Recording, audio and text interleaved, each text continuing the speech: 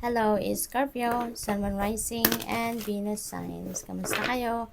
Sana po ay nasa mabuti kayong kalagayan. Welcome back po sa Star Tarot. Kung bago kayo rito, welcome din kayo. Thank you sa inyong support. I truly appreciate it. God bless you all. Scorpio, pauna mensahe po ninyo, renewal. It's time to get clarity about your life purpose and make changes so that you're on the path most divinely suited for you. Forgive what has been without judgment and fearlessly embrace what's to come. Ayan, so maaaring ngayon, um, siguro it's time for you, no, na nag-ano kayo, nag-nilay-nilay, nagmumuni-muni, sa ngayon, and maybe you're getting that clarity, no, about your life purpose. Maaring mas malalim ngayon ang inyong pag-iisip, mas malalim ang inyong thinking sa ngayon, ano, and maybe hinahanap nyo na ngayon kung bakit ako nandito, no? Ano ang purpose ko sa buhay? Ano ang mission ko sa buhay? So, maaring na-figure out nyo na ngayon sa pagmumuni-muni ninyo, no? Kung ano ang inyong purpose in life. So, tignan natin kung ano pa ang ganap. We have Six of Summer. Ayan. So, the love and care of children could become an important part of your life. Ayan. So, siguro, marami na kayong, or meron na kayong mga anak, no? Yung sarili ninyong anak, maaring ganon. Or people from your childhood may return to it. Ayan. Old memories can be healed, or possibly old childhood dreams are ready to be revived. Ayan. So, maybe it's time for some of you, no? Kung meron na kayong mga anak, maaaring time ngayon para mag-alaga kayo or mag-focus kayo sa pag-aalaga sa inyong mga anak.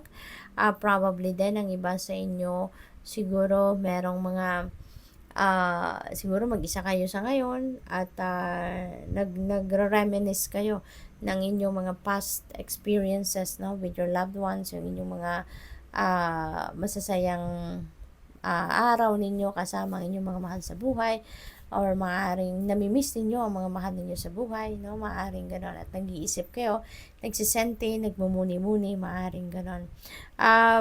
But for others of you, maaaring meron kayong mga childhood dreams daw, no? Na maaaring ngayon, mabibigyan ninyo ng oras, no? At baka magkakaroon kayo ng gagawa ninyo ng paraan ito siguro, no? Para maisakatuparan ninyo. So, maaaring ganon ang ganap dyan.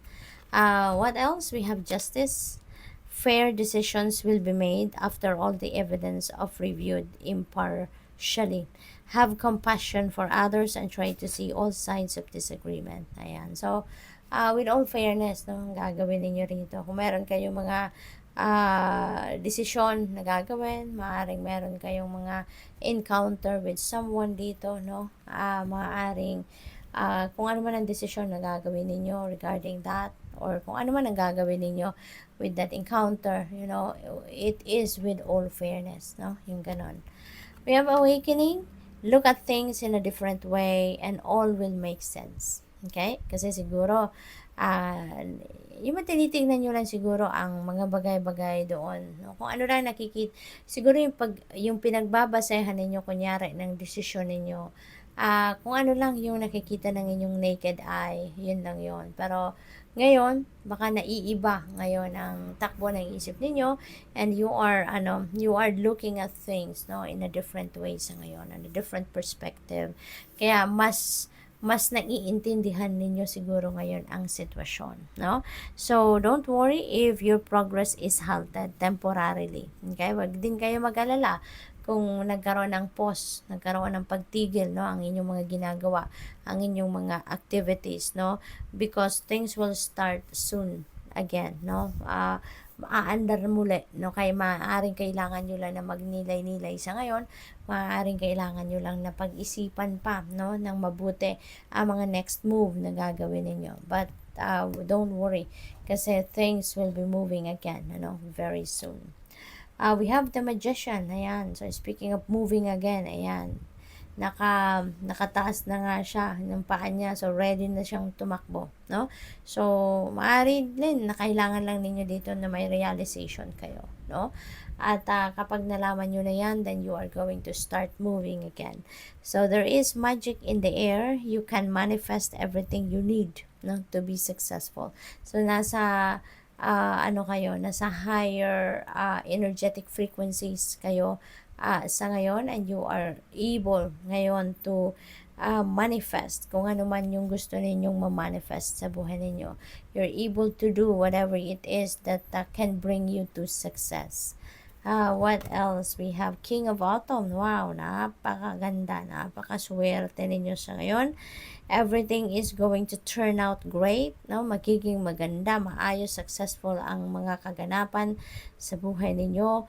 Projects will be stunningly successful. Exciting new career opportunities are possible, and money or resources that come your way will be invested wisely. Ayan. So, napakaganda, lalo-lalo na pagdating sa inyong money, career, and finances, kasi maaring may mga dadating, no, dito na maghahatid sa inyo ng prosperity and abundance, no?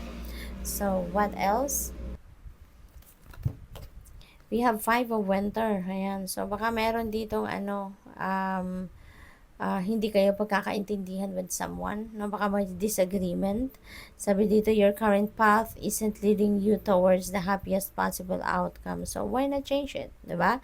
Always maintain integrity and compassion, but be alert to hidden agendas of others. Ayan. So, siguro, meron kayo ditong hindi na pagkaintindihan, or maybe may usapin na hindi kayo napagkasunduan ng kung sino man, ano? But you can change the outcome, no? You can change the outcome. Yan ang sinasabi sa inyo rito. So, think, depende sa inyong sitwasyon. Tignan ninyo, pag-isipan ninyong mabuti kung ano ang mas mabuti ninyong gawan dito para maging mas maayos ang inyong sitwasyon. We have Eight of Winter. Ayan. So, sabi rito, it's so easy to convince yourself that you're trapped when you really aren't. Diba? Kasi ito yung illusion, no? Illusion ni Scorpio. Trust that God will lift you to new heights and give you greater self-confidence if you affirm your freedom.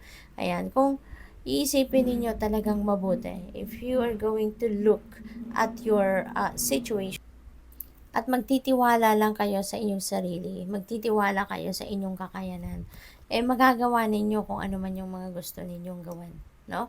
Kasi siguro feeling nyo lang, baka nagdadalawang isip kayo sa mga naiisip ninyong ideas, nagdadalawang isip kayo sa mga plano ninyo, no? Kasi baka napaghihinaan kayo ng loob, no? Baka mababa ngayon yung inyong self-confidence, maaring may mga naririnig kayong mga negative comments from other people, at maaring dinidibdib ninyo yan, no? But kayo lang, Scorpio, ang tanging nakakaalam. Kayo lang ang tanging nakakakilala sa inyong sarili 100%. Kaya magtiwala kayo. Magtiwala kayo sa sarili ninyo. Huwag ninyong pakinggan ang mga negative comments ng ibang tao sa inyo. Kasi hindi naman nila alam ang totoong ikaw. Hindi nila kilala ang totoong ikaw. Ano yung mga totoong capabilities mo? Ano yung mga magagawa mo? Ano yung tunay mong pagkatao, 'di ba? Ikaw lang ang tanging nakakakilala sa sarili mo 100%. Kaya pagtiwalaan mo ang inyong ideas, pagtiwalaan mo ang inyong mga kakayanan. Because kung magtitiwala ka or makikinig ka sa mga sabi-sabi ng iba, 'di ba? So parang binibigay mo sa kanila yung kapangyarihan para kontrolin ka or patakbuhin ang buhay mo, hindi ba? You know that you have all it takes to be successful. Kaya capitalize on that, no? And keep moving na. Alright? So, magtatagumpay ka. Magtiwala ka lang sa inyong sarili. Magtiwala ka na meron kang capabilities to be successful. Tulad din ng iba. Good luck. Thank you for watching. Love and light. Namaste.